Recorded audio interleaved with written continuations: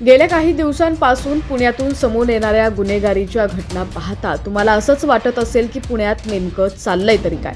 शिक्षणाचं माहेरघर असलेल्या पुण्यात नुकतीच पोलिसांनी मोठ्या प्रमाणात ड्रग जप्ती केल्याच्या बातम्या समोर आल्या होत्या। यानंतर आता आणखी एक धक्कादायक घटना पुण्यातून समोर आलेली आहे। यात काही गुंडांनी भर रस्त्यात राडा केल्याचं पाहायला मिळालंय।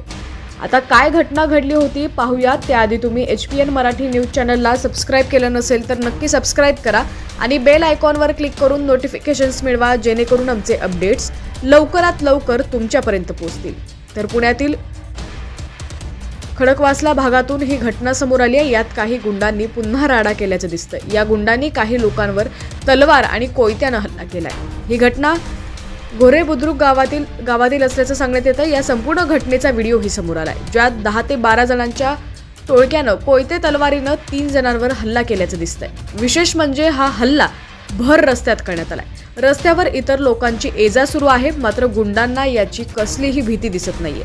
या टोळक्यानं धावत येत दुचाकी अडवली आणि त्यानंतर गाडीवरील तरुणांवर कोयता आणि तलवारीनं वार करत त्यांना जखमी केलं असल्याचं व्हिडिओमध्ये दिसतंय। हल्ल्याची ही संपूर्ण घटना CCTV कॅमेऱ्यात कैद झाली असून त्याचा व्हिडिओ आता समोर आलेला आहे। ही घटना 6 मार्च रोजी घडल्याचं सांगितलं जातंय। व्हिडिओच्या सुरुवातीला काही लोक धावत येत रस्त्यावर एका गाडीची वाट बघत असल्याचं दिसतंय। ही गाडी समोर येताच हे गुंड गाडी अडवून त्यावर बसलेल्या तरुणांवरती कोयता आणि तलवारीनं हल्ला करताना दिसतायत। हे दृश्य हादरवून टाकणारं आहे। आता या प्रकरणात काय कारवाई होते हे पाहणं देखील महत्त्वाचं ठरणार आहे।